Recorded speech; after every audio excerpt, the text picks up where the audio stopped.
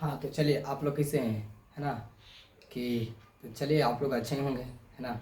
और हम भी अच्छे हैं। तो हम लोग कर रहे थे, है ना, क्लास हिंदी व्याकरण का। तो हम बीच में ही छोड़ करके चल गए थे, ठीक ना। तो उसको हम आज पूरा करते हैं और वीडियो के माध्यम से हम आप लोगों को बीच, है ना, ये है ना, टॉपिक हम आप लोग को देंगे। तो चलिए हम लोग करने वाले थे, है ना, कि हम लोग वर्ण पढ़ा थे। वर्ण के बारे में कुछ अनेक अनेक प्रकार के बारे में पढ़ चुके थे। तो फिर हम लोग का अगला टॉपिक था संयुक्त अक्षर। संयुक्त अक्षर क्या है ना, संयुक्त अक्षर के क्या है। तो चलिए इससे पहले हम कुछ, है ना, आप लोगों के बीच बता दें कि मैं दीपक कुमार, है ना, और हमारे यूट्यूब चैनल पर आप लोगों का बहुत स्वागत है, स्टूडेंट एजुकेशन पॉइंट क्लासेज पर, है ना। तो चलिए और इसी तरीक़ा से आप लोग, है ना, सपोर्ट करते रहिए, है ना। आपके सपोर्ट से ही, है ना, हम लोग आगे बढ़ेंगे। एक लाइक सब्सक्राइब, है ना, कर दीजिए, बस यही हम लोग का सपोर्ट है, ठीक ना। तो चलिए हम इसके बाद यहाँ पर ही करते हैं। चलिए बोल रहा था ना, क्या चीज़, संयुक्त अक्षर। संयुक्त अक्षर क्या है, संयुक्त अक्षर किस चीज़ से मिलकर के बना, है ना, क्या क्या चीज़ से मिलकर के बना है संयुक्त अक्षर, है ना। क और स से मिलकर के बना है, क और स से मिलकर के बना है संयुक्त अक्षर। क्या बना है, संयुक्त अक्षर। तरह क्या से बना है, तरह, है ना। तो त, है ना, त और र मिलकर के बना क्या चीज, तरह। त और र मिलकर के बना है तरह, है ना। और बोला जाए ज्ञ को, तो ज्ञ को क्या मिलकर के बना जी, तो ज और त्र, ज और त्र को मिला करके बना है क्या चीज, ज्ञ। और बोला जाए कि स्र, तो स और र मिलकर के बना है स्र। क्या बना है, स्र। इसका संधि विच्छेद कर दिया जाए कि छ क्या चीज से, क और स से मिलकर के छ बना। त्र, तो त और र का मिल करके त्र। ज्ञ, तो ज और त्र मिल करके ज्ञ होगा। स्र, तो स्र और र मिल करके बना है स्र, है ना। क्या बना है, सरा बना है जी, है ना, सरा बना। तो चलिए इसके बाद हम लोग कहते हैं ना कि हम लोग का नेक्स्ट टॉपिक है अगला, है ना, उच्चारण, है ना। टॉपिक था उच्चारण स्थान, उच्चारण स्थान। चलिए, है ना, हम लोग का क्या चीज था, उच्चारण स्थान, ठीक। अब उच्चारण स्थान क्या है जी, तो यहां से लिखते हैं हम लोग उच्चारण स्थान क्या है ना, ठीक।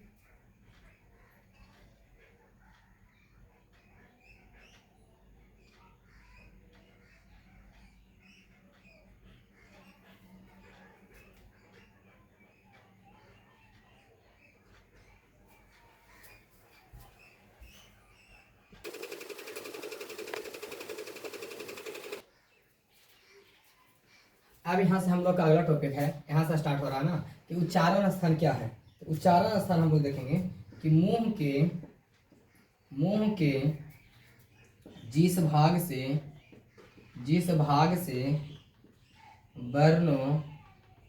वर्णों की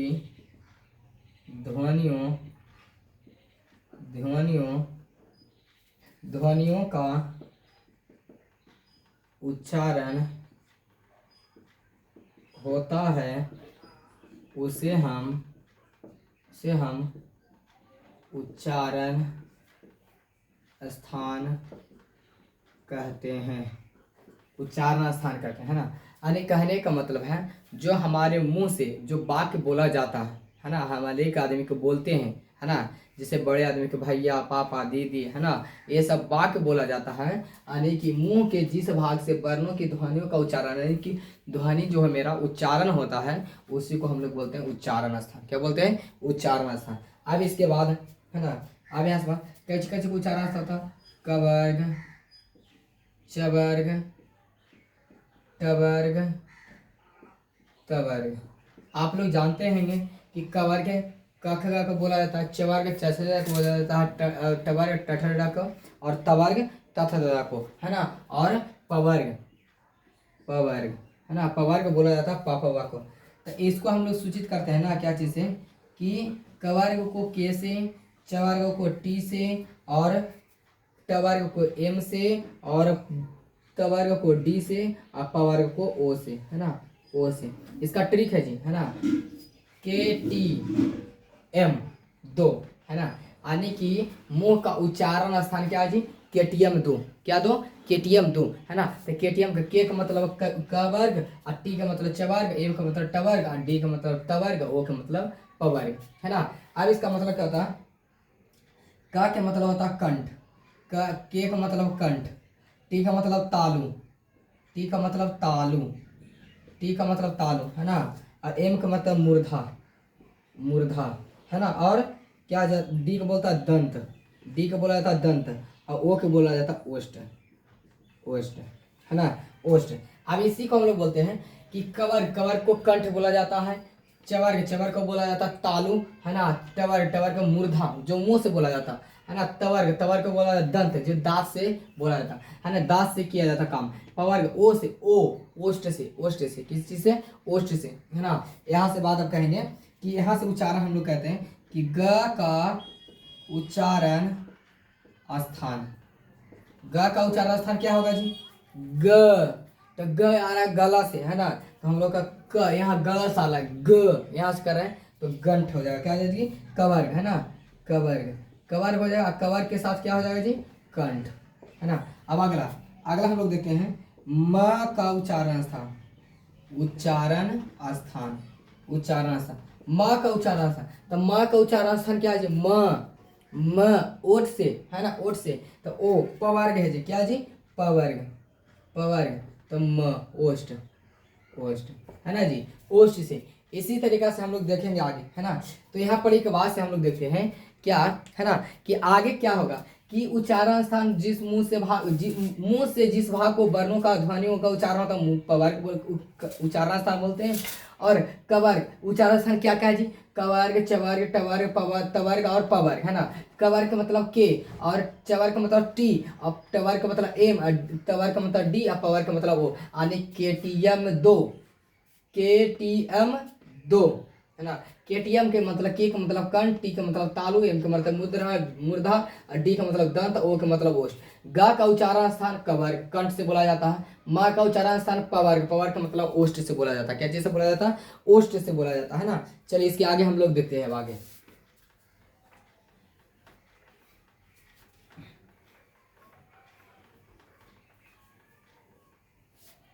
चलिए इसके बाद हम लोग देखते हैं ना कि चलिए हम लोग तो देख लिए, है ना।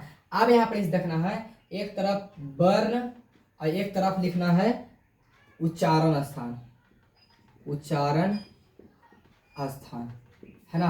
अब यहाँ देखना है वर्ण, वर्ण में कवर्ग, कवर्ग, कवर्ग में क्या क्या आता है जी, आ और ह। इसका उच्चारण स्थान क्या हो जाएगा जी, तो कंठ, कंठ को के से बोला जाता है।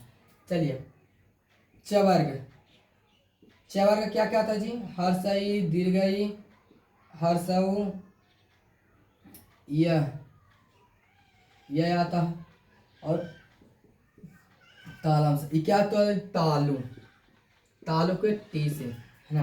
अब यहाँ पर इसे तवर्ग, तवर्ग में क्या क्या आता होगा, तो तवर्ग में र, उधानी स और री, री, है ना। इसका अब ये तालु, तालु को बताता है मूर्धा, मूर्धा, मूर्धा के एम, मूर्धा के एम से। चलिए अगला हम लोग का है टवर्ग, तवर्ग, है ना। तवर्ग, तवर्ग में क्या क्या आता है जी, तो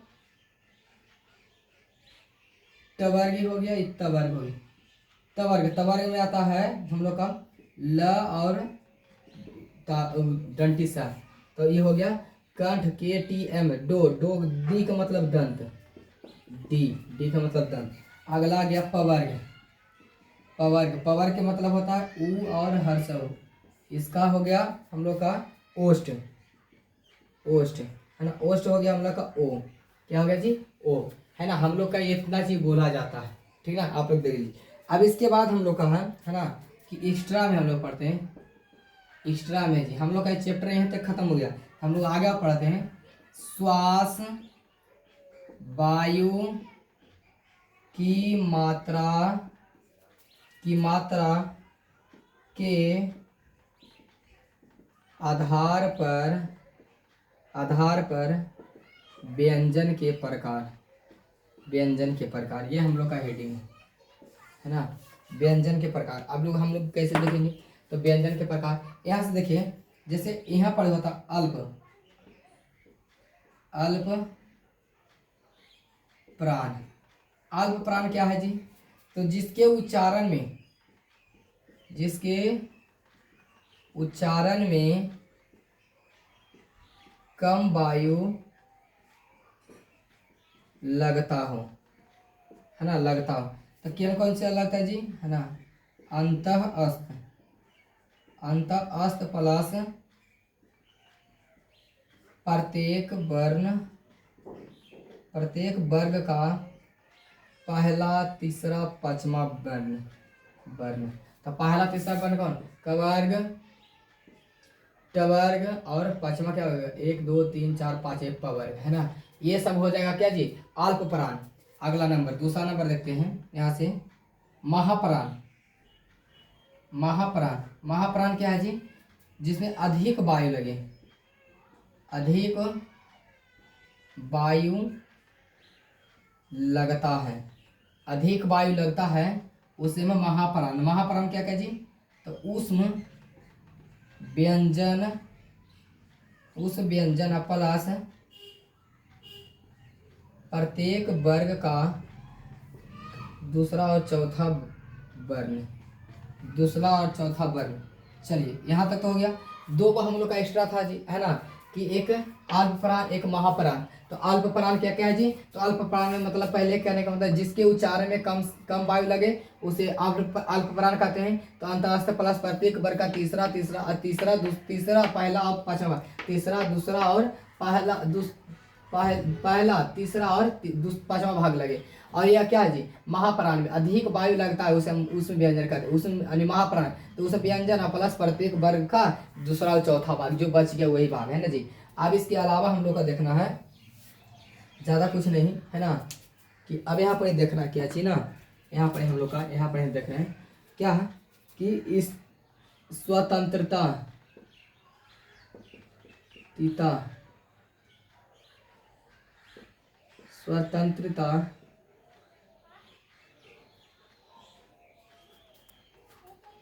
अतः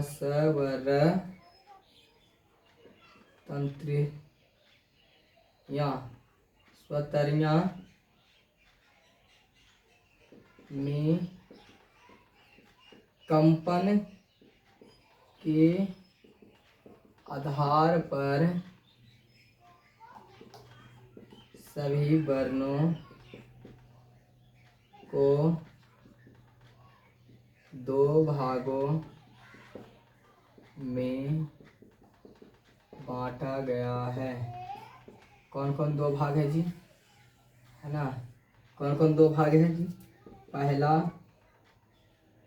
घोष। तो घोष में क्या जी, तो स्वर तंत्रियों में कंपन होगा। तो क्या क्या चीज में जी, पहला स्वर, दूसरा अंतःस्थ और तीसरा नंबर में प्रत्येक वर्ग का तीसरा चौथा पांचवा भाग। दूसरा नंबर में यहाँ है अघोष देकर के डैश, स्वर तंत्रियों में कंपन होगा। तो पहला नंबर तालम सा, उदान सा और डंटी सा। दूसरा नंबर प्रत्येक वर्ग का पहला और दूसरा भाग, यही हम लोग का है ना जी। यही यहाँ के बाद से हम लोग का यह चैप्टर क्या होता है, खत्म होगा, है ना जी। हम लोग का वर्ण विचार क्या हो जाएगा जी, है ना। हम लोग पढ़ रहे थे वर्ण विचार में, है ना, वर्ण विचार में पढ़ रहे थे। तो हम लोग का क्या हो जाएगा जी, खत्म हो जाएगा कि स्वतंत्रियां के कंपन के आधार पर सभी वर्णों का दो भागों में बांटा गया। सभी वर्णों को दो भागों में बांटा गया। पहला घोष और दूसरा घोष। स्वर क्या है जी? घोष क्या? तो स्वर तंत्रियों में कंपन होना वह घोष कहलाता है, और स्वर तंत्रियों में कंपन होना क्या कहलाता है जी? है ना, अघोष कहलाता है। क्या कहलाता है? अघोष कहलाता है। कंपन नहीं होना, कंपन नहीं होना क्या कहलाता है? अघोष कहलाता है ना जी। तो आज हम लोग का यही छोटा सा टॉपिक था, है ना। और इसके अलावा हम लोग पिछली वीडियो में हम लोग पढ़ चुके थे, है ना, लाइव क्लास में संडे के दिन ही। तो इसके हम लोग आज पूरा हो गया, हम लोग का वर्ण विचार पूरा हो गया। तो हम लोग का अब चलेगा क्या चीज़? ऑब्जेक्टिव, है ना जी। यहाँ से हम लोग करने वाले हैं ऑब्जेक्टिव और सब्जेक्टिव। ठीक, ऑब्जेक्टिव और सब्जेक्टिव करेंगे, है ना। ऑब्जेक्टिव हम लोग कम से कम लमसम में, है ना, 20 प्लस ऑब्जेक्टिव करेंगे। क्या प्लस? 20 plus objective. तो आप लोग वीडियो देखना ना भूलेंगे, है ना। और 20 प्लस ऑब्जेक्टिव करने के बाद हम लोग को, है ना, ये वर्ण क्या हो जाएगा जी? समाप्त हो जाएगा। क्या हो जाएगा जी? समाप्त। तो चलिए आज आप लोग को आशा है कि, है ना, कि अगर थोड़ा बहुत समझ में आया होगा, है ना, तो वीडियो को जरूर अंत तक देखें, है ना। और बाकी, है ना, हम लोग लाइव क्लास 7 बजे और एक लाइव क्लास, है ना, लाइव क्लास 9 बजे, है ना। ये 9th के लिए है जी, ये 10th के लिए, है ना, 10th के लिए। ठीक, है ना। अगर आप ज़्यादा कुछ और इन्फॉर्मेशन जानना चाहते हैं तो इस पर कॉल करें, है ना। आप लोग इस नंबर पर कॉल करें, ठीक है। तो आज का वीडियो यहीं तक रहेगा, लास्ट वीडियो, है ना, हम लोग का पहला।